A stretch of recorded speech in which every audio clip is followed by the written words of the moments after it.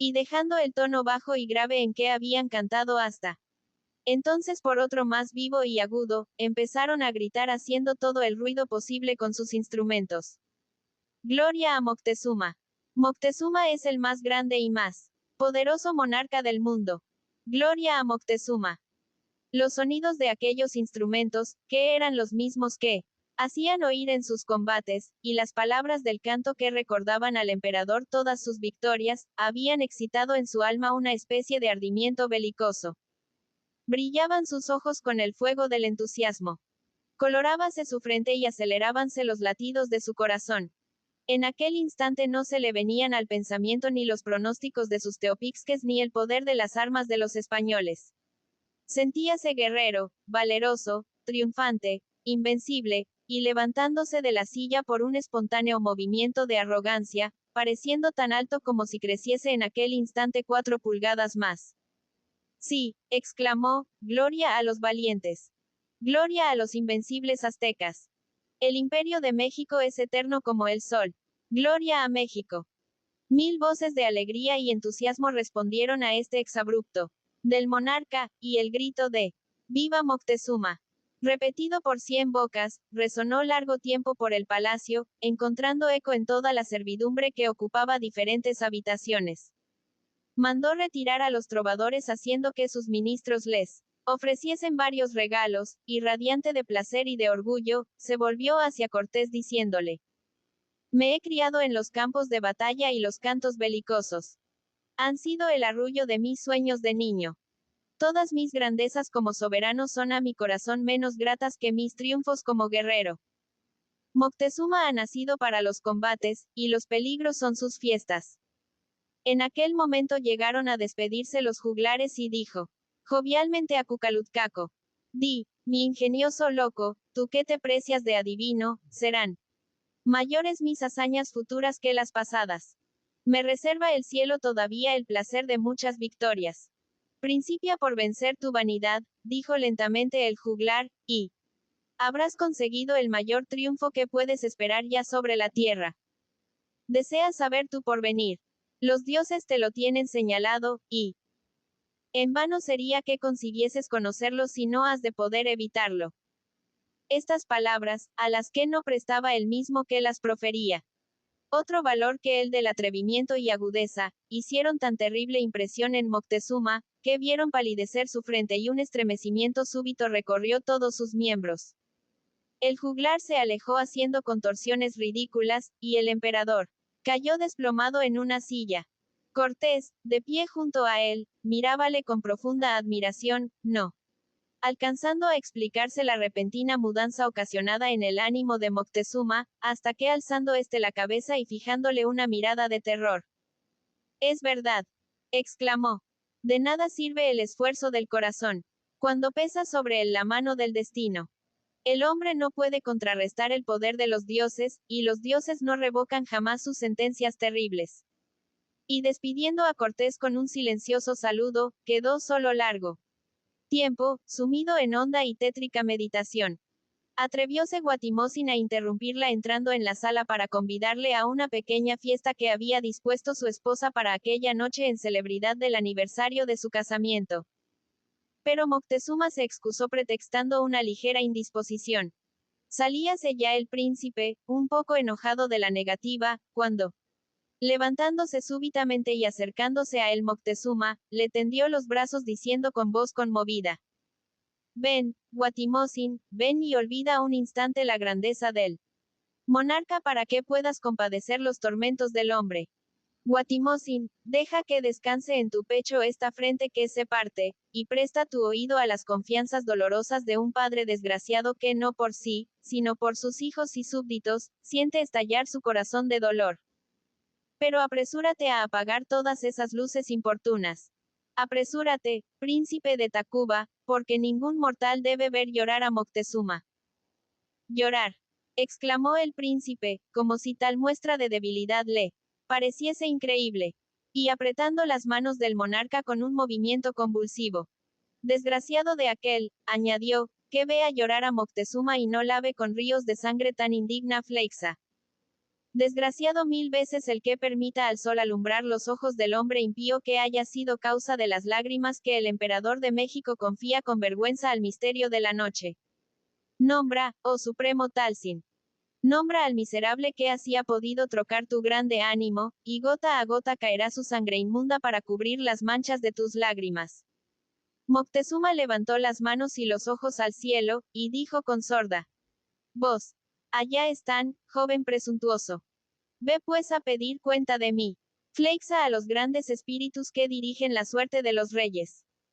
Y volviendo a caer desfallecido en su taburete, hizo una seña al príncipe para que se retirase. Hízolo lentamente Guatimozin, y el emperador, que le siguió con la vista, exclamó con profunda desesperación: todos son valientes, generosos, magnánimos. ¿Qué han hecho? Inexorables dioses. ¿Qué han hecho los heroicos príncipes aztecas para merecer vuestra ira? Capítulo 4. La fiesta popular. La melancolía del emperador se hizo desde aquel día más constante y profunda, no siendo bastante a disiparla ni aún la llegada de su esposa, que volvió a México después de una corta ausencia.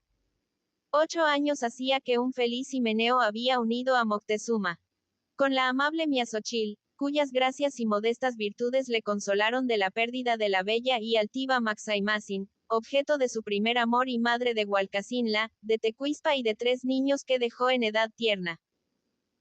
Menos hermosa Miazochil, pero más dulce, había cicatrizado con su ternura la herida dolorosa que aquella pérdida abrió en el corazón del monarca, de cuyo lado solo pudo arrancarla la necesidad de mudar de aires, como único recurso aún no probado para destruir una pasión de ánimo que iba alterando visiblemente su salud.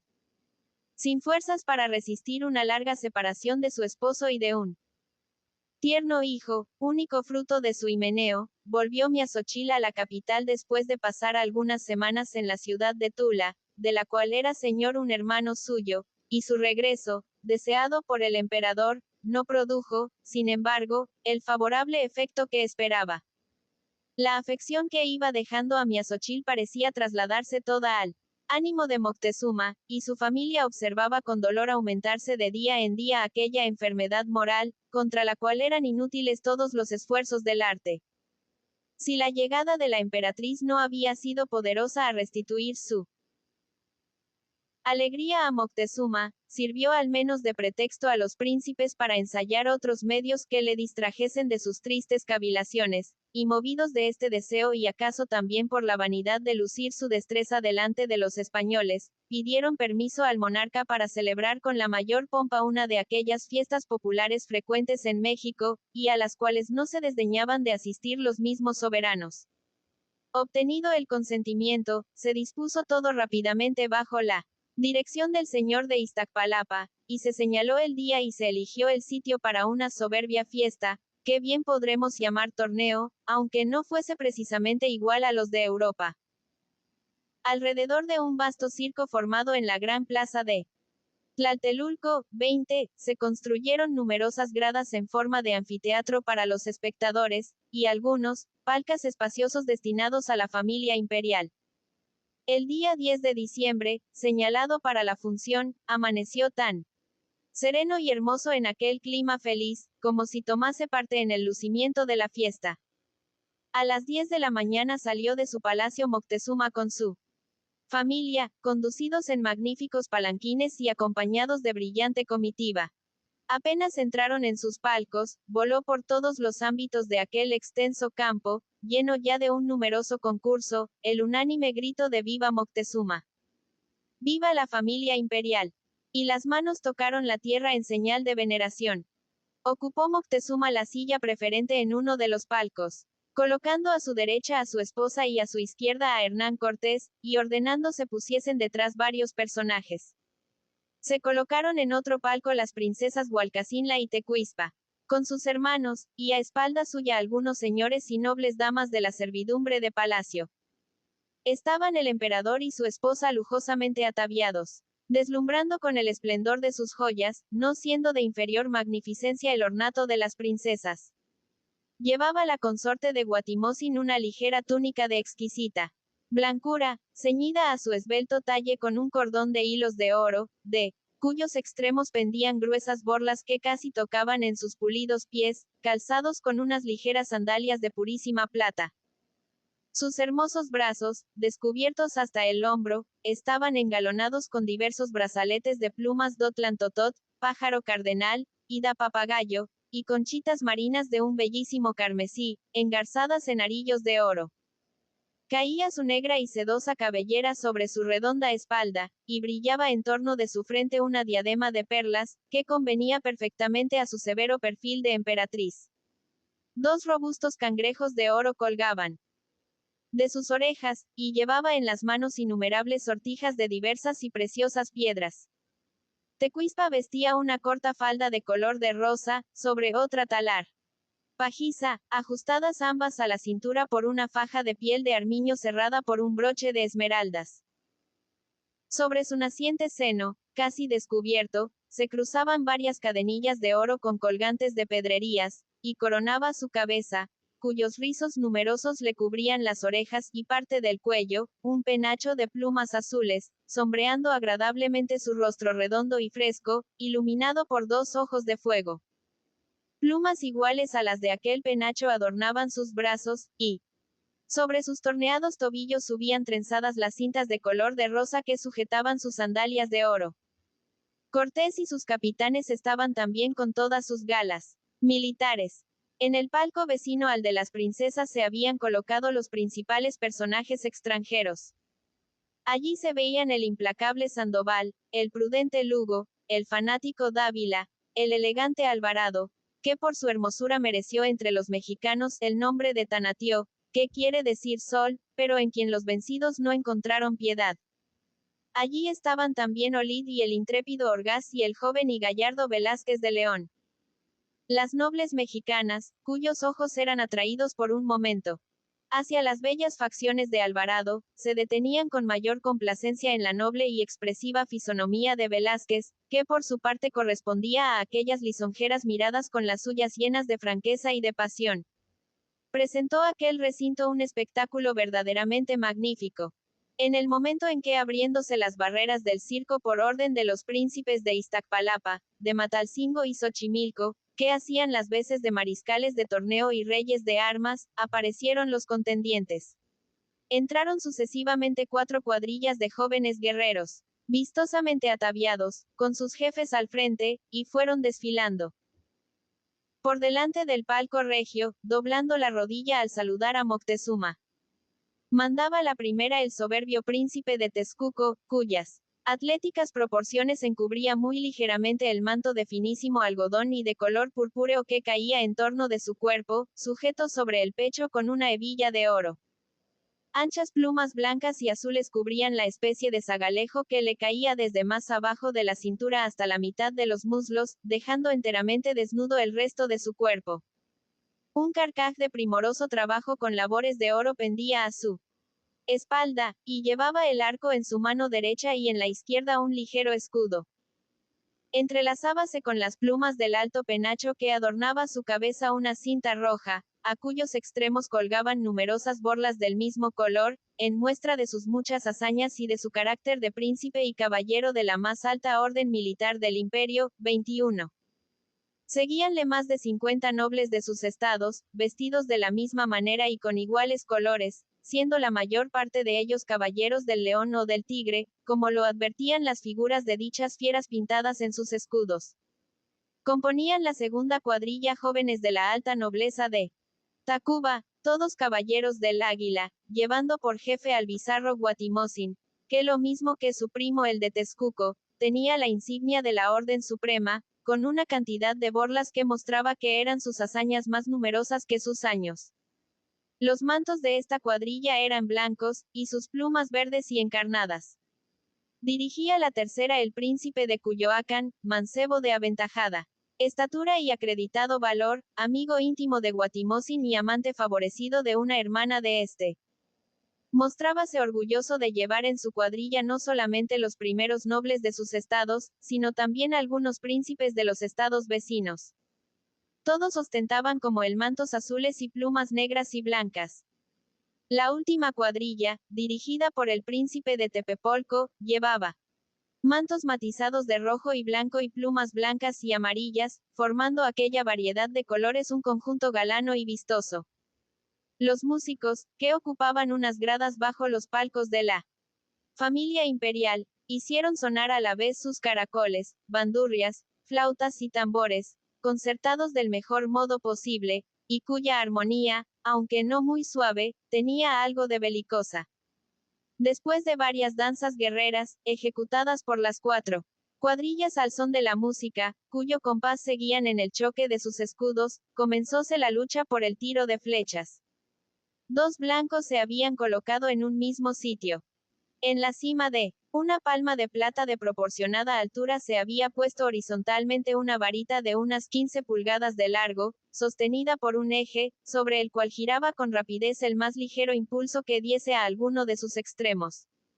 A uno de estos estaba una fruta de corteza dura, algo mayor que una manzana, que horadada por el medio, daba paso a un delgado cordón que la sujetaba a unos anillos de plata que había en aquella punta de la varita. Al otro extremo de esta se veía igualmente sujeto un pajarillo de plata muy ligero para equilibrar con su peso el de la fruta, pues el objeto que en aquella punta debía servir de blanco era una rodelita de madera que apenas llegaba al grandor de una peseta, pendiente del pico del pájaro. La fruta era el blanco general de los tiros y la rodelita solo se ponía para que los más diestros archeros pudiesen, si lo deseaban, ensayar algunos tiros de mayor dificultad. Ninguno, sin embargo, se mostró decidido a aventurar una prueba de tan fácil malogro, y todos eligieron el primer blanco, probando su destreza la mayor parte de ellos. La fruta quedó bien pronto cubierta de flechas, y otro tanto sucedió a varias más que sucesivamente la sustituyeron, pues de 225 flechas que se dispararon, la 200 por lo menos dieron en el blanco, a 40 pasos de distancia. A cada tiro feliz la vara giratoria daba vueltas como una reilandera.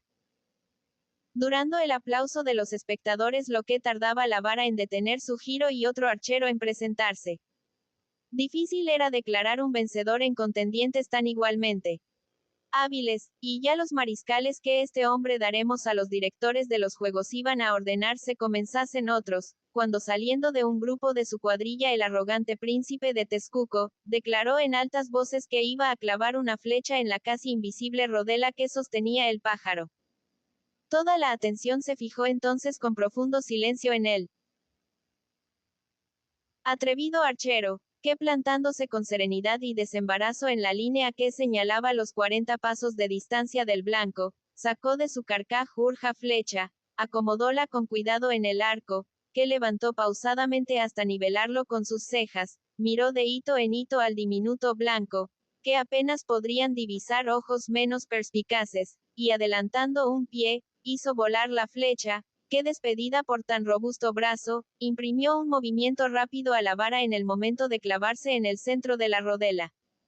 Unánime aclamación le proclamaba vencedor, cuando acallándose súbitamente, volvió a reinar un silencio profundo. Guatimozin había aparecido en la línea con el arco en la mano y en actitud de disputar el triunfo a su orgulloso primo.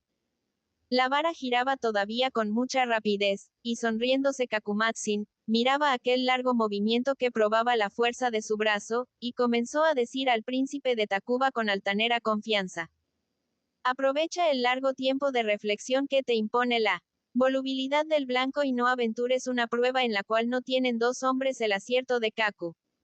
No acabó de articular su nombre el príncipe de Tezcuco.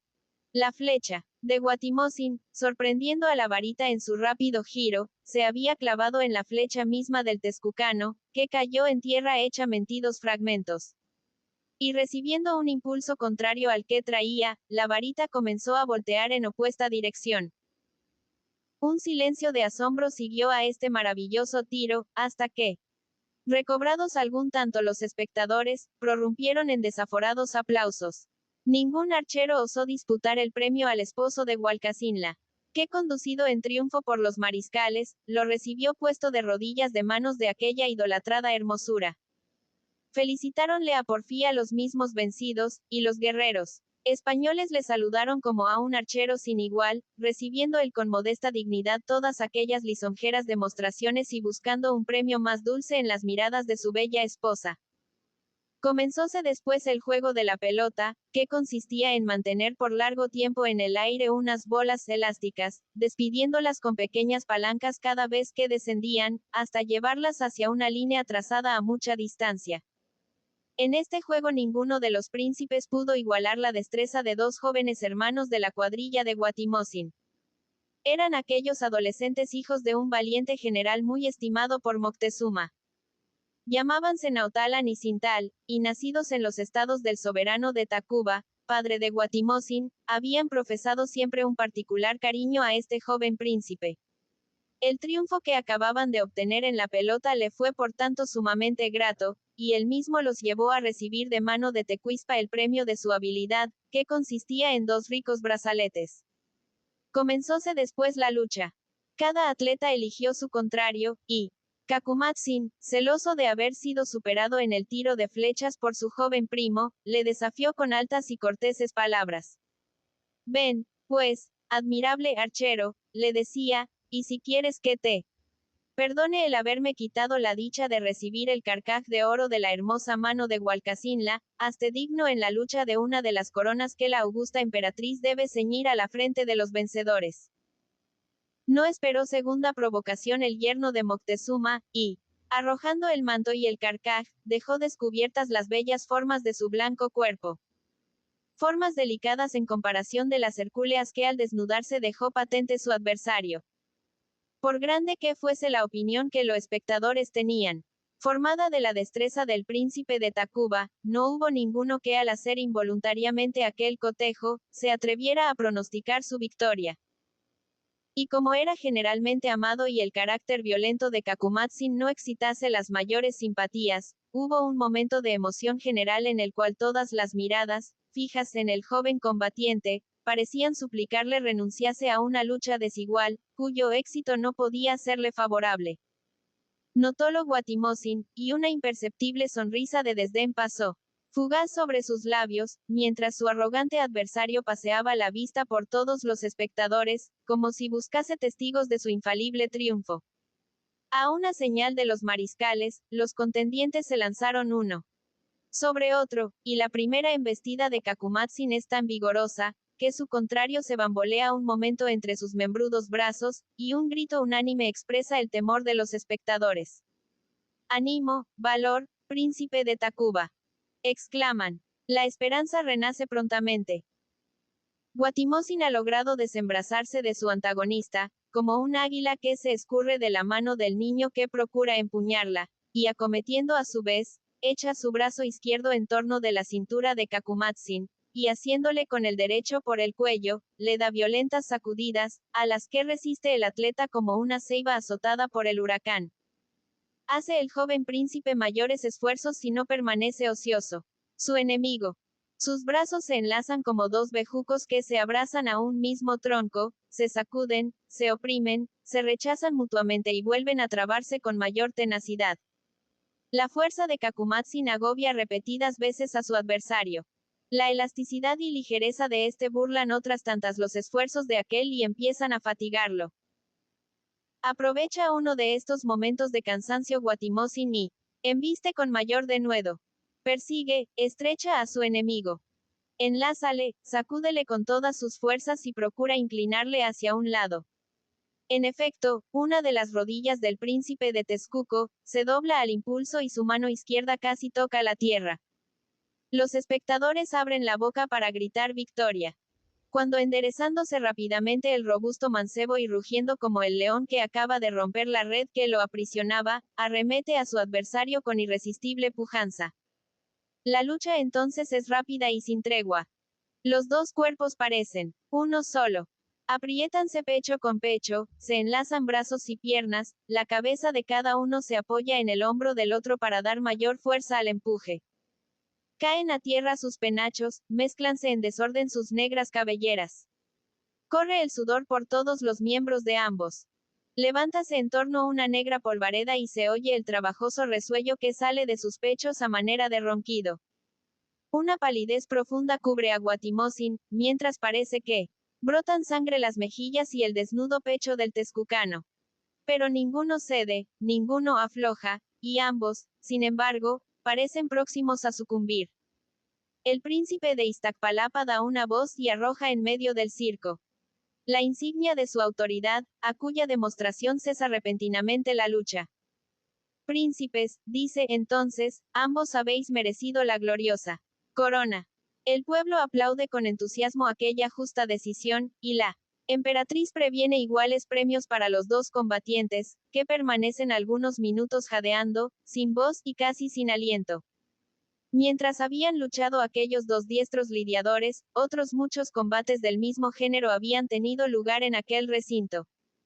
Los más notables vencedores habían sido el príncipe del Cuyoacán, que echó por tierra a 3 robustos competidores, y el joven Naotalan, que había conseguido derribar al cacique de Otumba, después que éste había triunfado de 2 adversarios, uno de los cuales era Cintal, hermano del osado joven que le arrebató después la victoria. Premiados los vencedores, la fiesta tomó un carácter más popular. Nobles y plebeyos se mezclaron y confundieron en el vasto recinto. Los músicos sustituyeron tocatas alegres a los sonidos fuertes y belicosos, y comenzó el baile, en el cual el más orgulloso príncipe no se desdeñaba de tener por pareja a la hija o mujer del labrador y del artesano.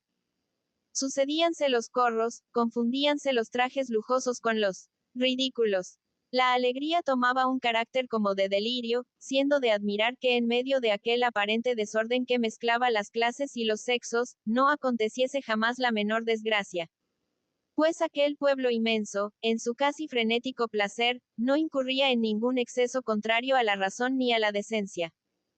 Comió aquel día en público el emperador y duró la fiesta hasta la proximidad de la noche, hora en la que se volvió con su familia y los capitanes españoles al palacio, donde se había dispuesto un refresco o ambigú en obsequio de los príncipes vencedores.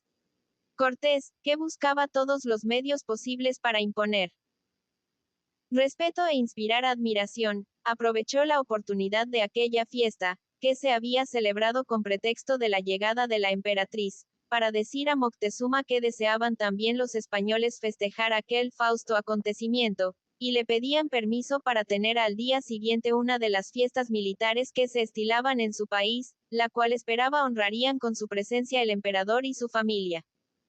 Concediólo Moctezuma agradeciendo el obsequio, y entró en palacio apoyado en el brazo de Cortés, como dos amigos que se conocen de largo tiempo.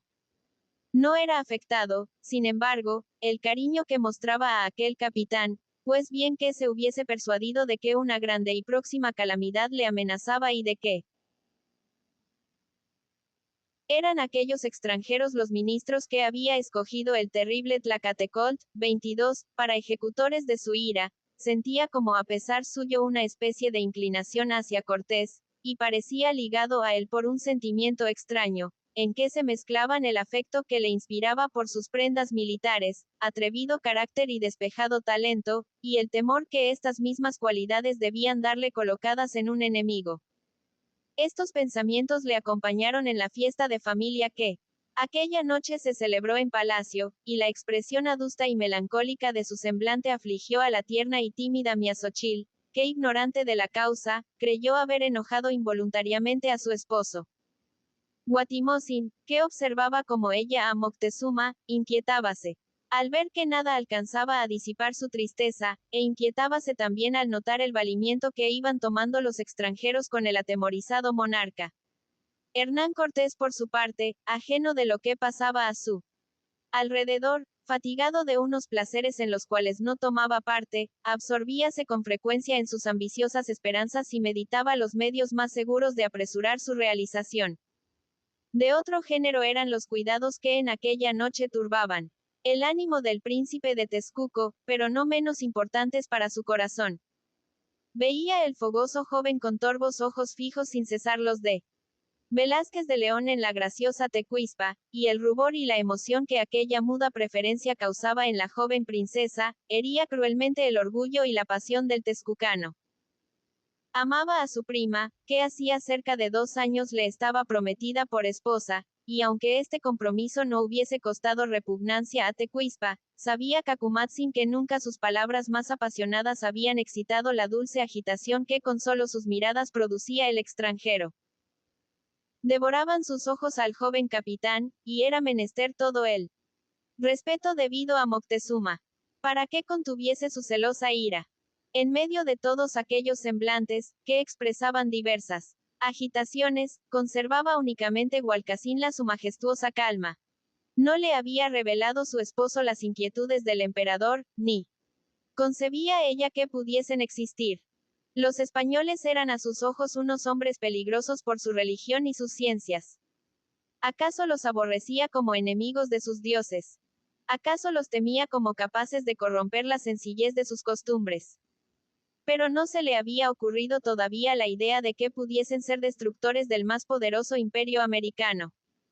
Conservaba serena como su alma su hermosa y soberbia frente, pareciendo en aquella imponente tranquilidad un ser de naturaleza superior a la humana. Retiráronse los españoles concluido el refresco, y Moctezuma se apresuró a encerrarse en su habitación sin dirigir una palabra de cariño a su desconsolada esposa, que con los ojos llenos de lágrimas corrió a exhalar en su solitario lecho 1000 tiernas quejas por su inmerecido abandono. Hualcacinla y Guatimosin, privados de su precioso hijo en todo el día, se apresuraron también a retirarse para cubrirle de besos, y solamente Tecuispa permaneció en su silla, preocupada con sus pensamientos. Acercóse a ella Kakumatsin y la dijo con alterada voz. ¿En qué te distraes tanto, Tecuispa? Piensas en las atrevidas miradas del imprudente extranjero, y en lo que habrá padecido mi corazón obligado a retardar su castigo. Volvióse hacia él la princesa con un gracioso gesto de desdén, y contestó. Kakumatsin, tus palabras son a veces tan desagradables como la voz del cojot o la del cuguardo, 23, y se parece tu corazón a la gran montaña de Popocatepec, 24, que se embravece sin motivo vomitando fuego, y sin motivo se aplaca. Piensas pues, Tecuispa, exclamó indignado el príncipe, que se calmará mi ira sin castigar al culpable. Pienso, respondió ella con impaciencia, que harías muy mal en castigar una ofensa de la cual no se queja la ofendida, y que tus celos son más atrevidos que los ojos del extranjero. Juntáronse las cejas del príncipe por la contracción que la cólera produjo en sus facciones, pero reprimiéndose trabajosamente. Severa estás conmigo, Tecuispa, dijo, y acaso te conviniera más guardar esa severidad para aquel que sin ningún derecho ni disculpa ha perseguido tus ojos toda la noche, sin respetar tu rango ni tu modestia. Pero supuesto que no te crees ofendida, que llamas celos atrevidos mi justa indignación, yo buscaré a ese extranjero y castigaré en él, no ya la osadía de mirarte, sino la fortuna de no haberte ofendido.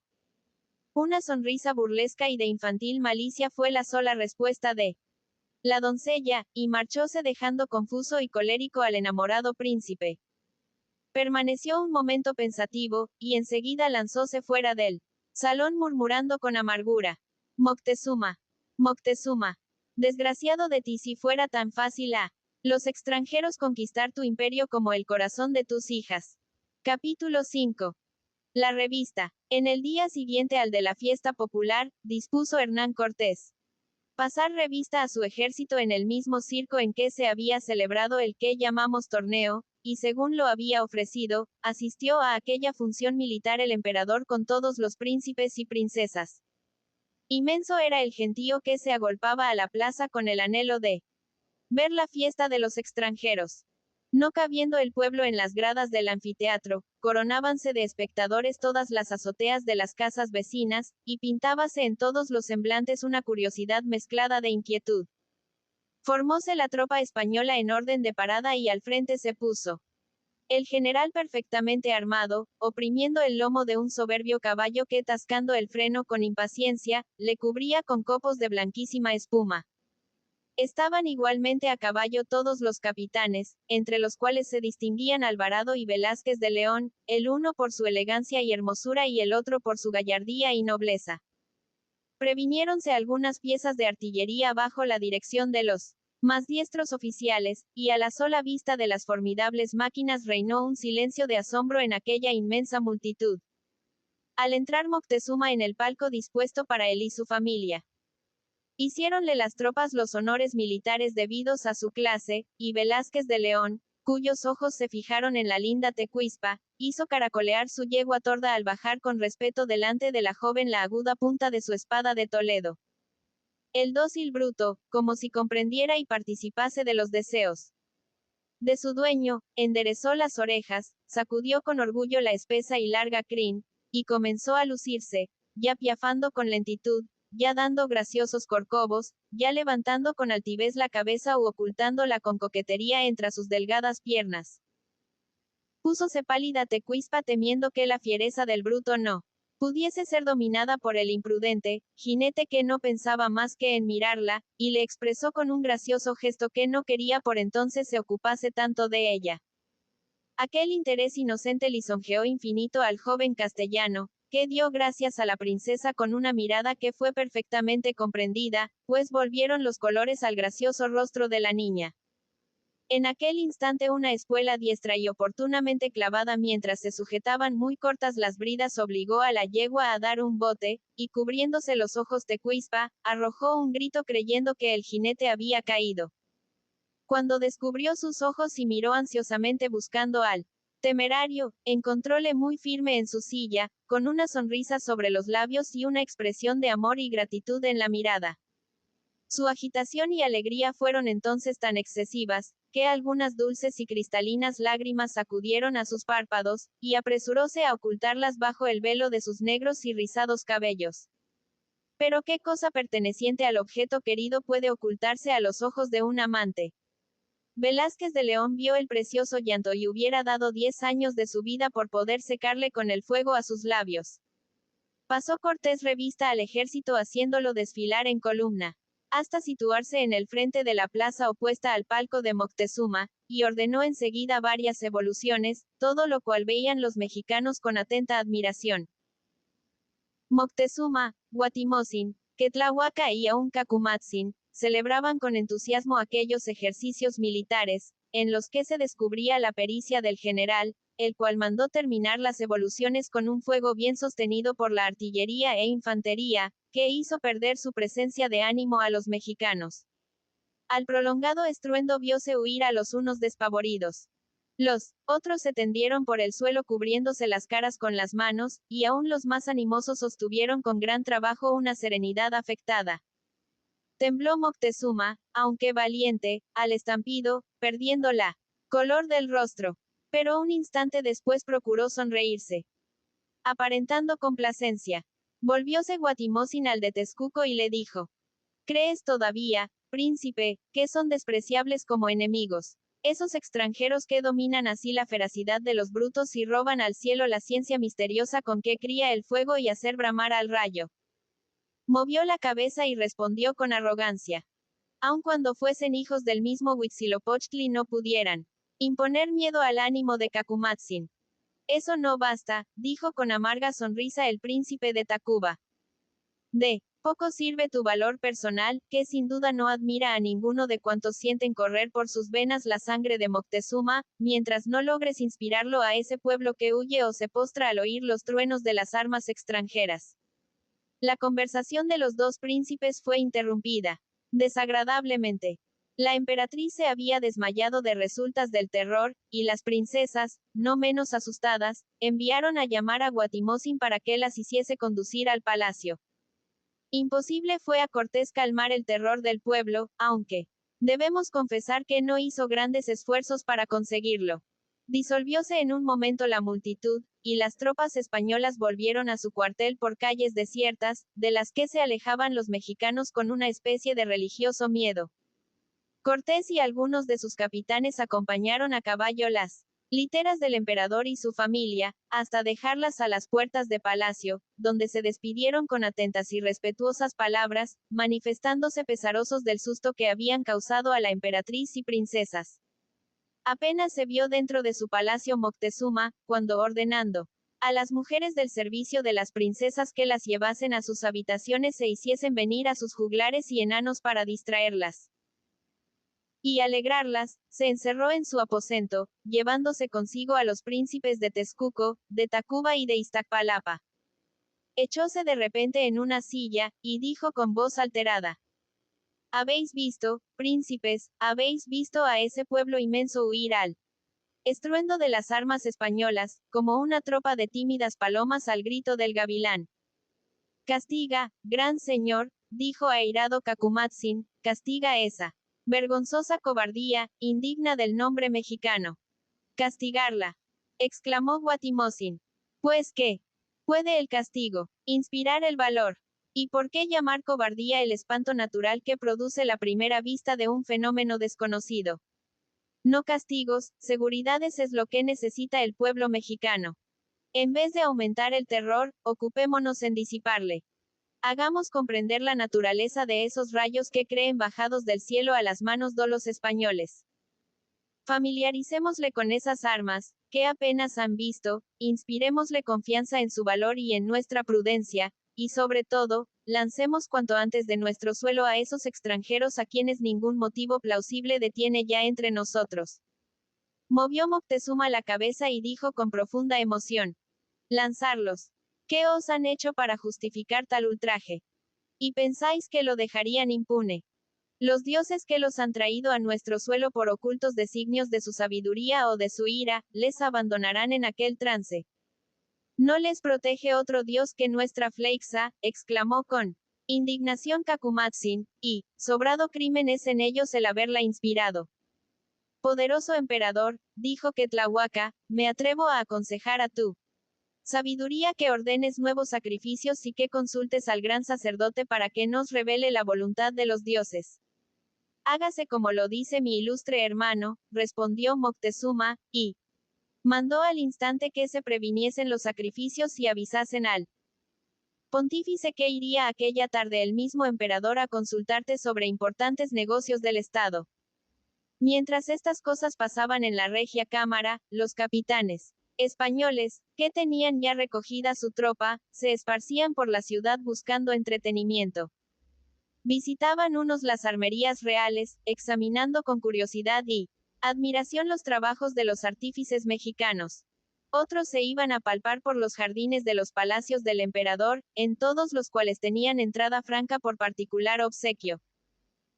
Algunos se embarcaban en las piraguas que surcaban las aguas de la gran laguna, y los de más talento buscaban útil recreo instruyéndose de las costumbres de aquel imperio, recorriendo los colegios y escuelas de enseñanza pública y visitando a los artistas oradores, poetas historiadores de más fama en el país. 25.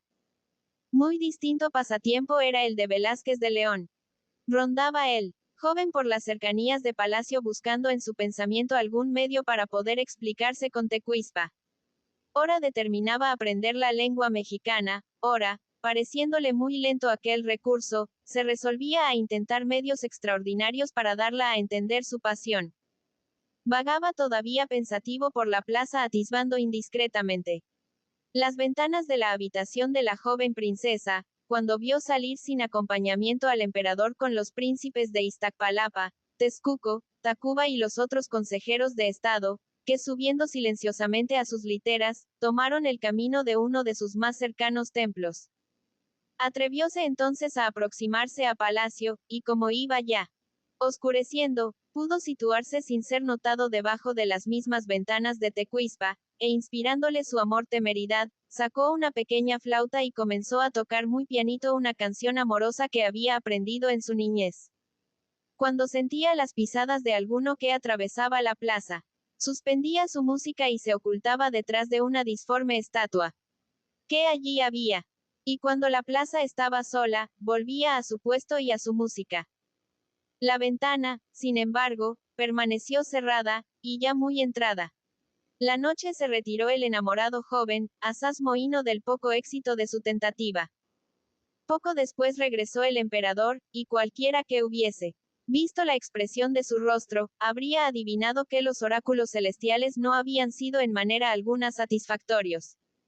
Al observar su profunda tristeza no osaban hablarte los príncipes que lo acompañaban, a los cuales despidió secamente, retirándose solo y sombrío a su aposento. Las palabras de Wojciechowski, 26, dijo uno de los consejeros. No han sido propicias a lo que parece. El dolor ha aferrado entre sus garras el corazón de Moctezuma. Son las hechicerías de los extranjeros, repuso Kakumatsin, las que trastornan su grande espíritu. Príncipes, dijo Guatimozin, lo más sensible en todo esto es que el soberano entregado a sus cavilaciones, descuide lastimosamente los importantes cuidados del imperio. Preciso es que le estimulemos a sacudir esa indigna pereza, y que dejando por ahora las consultas con los sacerdotes, conceda audiencia a sus súbditos y vuelva a mostrarse poderoso príncipe y padre benigno. En vano intentarás devolver su grandeza y sabiduría al desgraciado monarca, exclamó Kakumatsin, mientras no alejes de su sagrada persona a esos advenedizos que empiezan haciéndole perder la razón y serán causa al fin de que pierda también la corona y la vida. Dijo, y se alejó, muy ajeno de sospechar él mismo toda la exactitud de aquel vaticinio. Capítulo 6. La audiencia, las instancias de los príncipes y consejeros, y acaso también el deseo del mismo Moctezuma, que creía conveniente ostentar a los ojos de los españoles toda la sabiduría de su gobierno para hacerles olvidar en cierto modo sus atrasos en el arte de la guerra, le decidieron a conceder una solemne audiencia a sus vasallos, convidando para presenciar el acto a Cortés y sus capitanes. Una hora antes de abrirse la audiencia se trasladaron estos al Palacio del Emperador, donde fueron recibidos por los ministros, que les instruyeron de algunas particularidades de su gobierno. Aquella conversación no fue desagradable a Cortés, y sus curiosas preguntas dieron vasto campo a los ministros para extenderse en explicaciones. Las leyes por medio de las cuales gobiernan nuestros reyes a sus numerosos súbditos, dijo Cortés, constan escritas y pasan fácilmente de este modo de soberano a soberano y de siglo a siglo. Pero vosotros, ¿de qué manera conserváis y perpetuáis vuestras leyes? Aunque no haya alcanzado nuestra sabiduría, respondió Guacolando, que era el más anciano de los ministros, a comprender esos signos que llamáis letras, no carecemos de otros que suplen su falta, y por cuyo medio transmitimos a nuestros nietos las historias de nuestros reyes y grandes generales y los acontecimientos memorables de que somos testigos. Los signos a que me refiero no se parecen a los vuestros, ni podemos trazarlos en el lienzo o en el Ixchot, 27, con tanta rapidez como pintáis vosotros en esas hojas finísimas que llamáis papel. Pero tienen igual uso y destino y nos bastan para glorificar los nombres y hechos dignos de eterna alabanza. Por lo que hace a nuestras leyes, jamás hemos pensado que tuviésemos necesidad de escribirlas. Nuestros ascendientes nos las transmitieron sin este auxilio, y nosotros cuidaremos de transmitirlas a nuestros descendientes, siendo la costumbre un monumento más indestructible que todos los signos inventados para dar forma a la palabra. Pensamos además que no deben existir leyes absolutas, que no pueden preverse en ellas todos los casos posibles, y que la sabiduría de los reyes debe solamente juzgar con equidad las diferencias que pueden existir entre aquellos que aparentemente sean iguales. Por eso damos a nuestros monarcas el derecho de alterar la costumbre cuando lo aconseje la justicia. Nosotros creemos que la sabiduría de los dioses ilumina el entendimiento de los reyes. Pero como comprendemos que un solo hombre no puede atender a todos los cuidados de un gran pueblo, nos resignamos a que llame en su auxilio a los nobles de conocida virtud, capacidad y experiencia. Así es que tenemos varios ministros con diversas atribuciones y prerrogativa. Uno que cuida de la hacienda pública y del real patrimonio, otro que administra la justicia, otra que atiende al sostenimiento del ejército y a sus premios y castigos, otro para el comercio y abasto público, y el Supremo Consejo de Estado, que preside siempre el rey. En este consejo no son admitidos sino los ancianos electores de sangre real, y los príncipes de Texcoco y de Tacuba, en quienes es hereditaria esta prerrogativa. Tenemos además varios tribunales. En todas las principales capitales hallaréis un magistrado revestido de extensa autoridad, destinado exclusivamente a administrar justicia. Subordinados a este existen otros jueces inferiores, que conocen en las causas civiles o criminales en primera y segunda instancia. En las causas de la primera clase su sentencia es inapelable. En las de la segunda puede apelarse al magistrado supremo. Aparte de los expresados tribunales de justicia, existen en México algunos otros para velar por la seguridad pública y perseguir a los ladrones y perturbadores del orden, para cuidar de la limpieza de las calles y buena dirección de los trabajos públicos, para el arreglo y distribución de los correos, 28, y uno al fin, cuya única atención es el inspeccionar las escuelas de la enseñanza. Tenemos muchas de estas gratuitas para la gente vulgar, y seminarios de nobles, y colegios de niñas presididos por matronas. Absorto estaba Cortés escuchando al ministro mexicano, y lo dijo, sin esforzarse por encubrir su admiración. Vuestro gobierno me maravilla. Paréceme. ¿Qué hay en él tanto?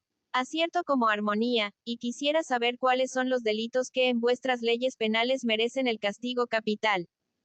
El robo sin necesidad probada, respondió Guacolando, la rebelión o desacato al emperador, la herejía, la falta de integridad, en los ministros y funcionarios públicos, el adulterio, el asesinato y la embriaguez repetida. También tienen entre nosotros gravísimas penas los que cometen incesto en primer grado de parentesco, los reos de delitos nefandos contra la castidad, mayormente, si son sacerdotes, y el oficial que pierde por cobardía o descuido el estandarte sagrado del imperio. Y estas audiencias extraordinarias, unas de las cuales vamos hoy a presenciar, dijo Cortés, ¿qué objeto tienen, siendo así que la justicia es constantemente administrada por el tribunal competente? En estas audiencias, satisfizo el ministro, escucha el emperador, por sí mismo las quejas de sus vasallos. ¿Y cómo pudiera saber de otro modo si sus ministros desempeñan con acierto e integridad sus cargos y destinos? Y sin embargo, repuso el español, he oído quejarse a muchos señores mexicanos del despotismo y arbitrariedad de Moctezuma. Muchos tlatoanis, respondió el anciano, son soberbios y descontentadizos y tienen mala voluntad a su monarca, cuya justicia castiga severamente sus demasías. Pero lo que más les desagrada, es que se les haya despojado del injusto privilegio de ejercer enormes exacciones sobre sus vasallos, sin estar ellos obligados a pagar tributo al emperador. Cumplían en otro tiempo con acudir al ejército con sus vasallos en tiempos de guerra. Mas al presente están obligados a venir por turno a prestar sus servicios personales en palacio, y hallándose impuestos los tributos con más justa regla saben que tienen que soportar una parte del fondo público. Estos tributos son a proporción de las tierras que se posean, ya heredadas, ya adquiridas. Los mercaderes y artesanos contribuyen también con una parte de sus efectos y manufacturas, que se venden en el mercado, y los que ejercen cargos o empleos lucrativos, ceden una pequeña utilidad de las que gozan por sus sueldos u honorarios. ¿Goza del derecho de propiedad la clase plebeya entre vosotros? Preguntó Cortés. Sí, aunque de un modo diferente que la nobleza, contestó su interlocutor. Las tierras del imperio se hallan divididas entre el emperador, los nobles, los sacerdotes y el pueblo. Las primeras las distribuye el soberano a su albedrío a los empleados especiales de palacio, para que las posean en clase de usufructuarios. Las segundas son hereditarias. Las terceras pertenecen perpetuamente al templo, y las cuartas, que son las del pueblo, se dividen y reparte n a proporción del número de las familias. Estas forman asociaciones que conocemos con el nombre de Altepetlayi, 29, comunidad, y no pueden enajenar las tierras que poseen, porque su propiedad, permanente e indivisible, está destinada a su manutención. El cultivo de dichas tierras es común, como la propiedad, a todas las familias que componen la Altepetlayi. La recolección se deposita en almacenes públicos, de los que se saca y reparte bajo la dirección del Ministerio de Hacienda, según las necesidades respectivas de las familias. 30. ¿Y es esa clase del pueblo, preguntó Cortés, la más pobre y humilde que existe en México? No ciertamente, respondió Guacolando. Entre nosotros son muchas las distinciones de rango. Sin mencionar a la alta nobleza, que posee vastos territorios y ha sido largo tiempo casi independiente, hay una clase distinguida cuyos individuos designamos con el título honorífico de Teutlis. 31. A ella pertenecen los magistrados y todos los que ejercen empleos considerables. De ella salen la mayor parte de los jóvenes que se dedican a las armas y al sacerdocio. Y en el día logran entrar en ella los poetas y artistas célebres, como también aquellos que por haber prestado grandes servicios al Estado, merecen del emperador una distinción tan honrosa. Hay otra clase libre y estimada, aunque no es noble. Tal es la del comercio, artesanos, etc. E inferior a la expresada la muy numerosa de los mesecuales, 32, cuyas familias componen las altepetlayi o comunidades. Pero existe aún otra ínfima clase que se emplea en la servidumbre doméstica. A ella pertenecen los tamemes y los que trabajan en las obras públicas. Una parte considerable de los individuos de esta última clase es esclava, porque no obstante que en México solo están condenados a suerte tan infausta los prisioneros de guerra que no son sacrificados, hay hombres en esta vil clase de que os hablo que venden voluntariamente a sus hijos. Esto, empero, no puede hacerse sino cuando el interesado tiene edad suficiente para ser consultado y después de haberse justificado su libre asentimiento.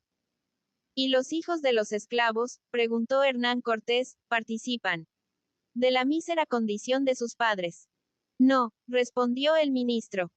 Todo mexicano nace libre. La esclavitud no es hereditaria, y si algún perverso se atreve a sujetar a tan triste condición un niño, ya sea o no su hijo, pierde en castigo su libertad propia. ¿Tiene el amo derecho de vida y muerte sobre un esclavo? Interrogó el español. El esclavo fugitivo, contumaz, que ha sido inútilmente amonestado por 3 veces, delante de testigos, solo puede ser castigado por su amo imprimiéndole una señal de infamia y haciéndolo vender públicamente en el mercado. Si con el nuevo amo persiste en su delito, entonces es vendido por poca cosa al templo para el sacrificio. Pero el esclavo más delincuente queda absuelto infaliblemente si consigue pisar los umbrales del palacio imperial. Quisiera saber, dijo Cortés, quiénes son los que entre vosotros tienen el derecho de elegir emperador, y qué cualidades se requieren para merecer dicha elección. El derecho de elección residía antiguamente en todos los individuos de la alta nobleza, respondió el ministro, y era elegido el emperador por mayoría de votos. Pero al presente solamente son 6 los electores. Los príncipes de Tacuba y Texcoco gozan esta prerrogativa por herencia, y los otros 4 son siempre los más ancianos señores de aquellos que componen la alta nobleza. Para merecer la suprema dignidad de emperador le basta al ciudadano noble haberse distinguido con grandes virtudes y acciones gloriosas. Pero por respeto a la familia del monarca difunto se elige por lo común a un príncipe de su sangre. No se observa la mayor o menor aproximación al trono, pues se prefiere al orden de nacimiento el mérito distinguido. Y el príncipe más digno es siempre el que se considera con mayores derechos. Son numerosos, según tengo entendido, observó Cortés, los ejércitos que puede levantar en sus dominios el soberano de México. 30 príncipes vasallos de Moctezuma, respondió Guacolando. Pueden presentar en campaña 100.000 hombres de guerra cada uno. En el momento en que terminaba estas palabras llegaron algunos oficiales de palacio a advertir que iba a abrirse la audiencia, y los españoles fueron conducidos con grandes ceremonias al gran salón del consejo, donde debía verificarse. Era este uno de los más espaciosos departamentos de aquel gran edificio, y sorprendió a Cortés la riqueza y magnificencia de su ornato. Estaban las paredes entapizadas de plumas, formando simétricos matices. El pavimento y los techos se hacían notables por el primor y delicadeza de sus embutidos y labores, y en las muchas ventanas que daban luz al recinto se veían cortinajes de transparente blancura en forma de pabellones, suspendidos de grandes flechas de oro adornadas con pedrerías. En todo el circuito del salón había escaños de caoba sin respaldo para los príncipes y señores que asistían al acto, y al frente se levantaba el trono imperial, sostenido sobre las tendidas alas de 4 águilas de oro. Del mismo metal era el trono, cuyo asiento y respaldo lo formaban cojines de piel de armiño. El solio era de plata recamado de esmeraldas y coronado con una águila de oro, sostenido sobre delgadas columnas de jaspe, de cuya piedra eran también las gradas, y 2 corpulentos tigres que guardaban sus extremos con las garras extendidas y abiertas las anchas fauces.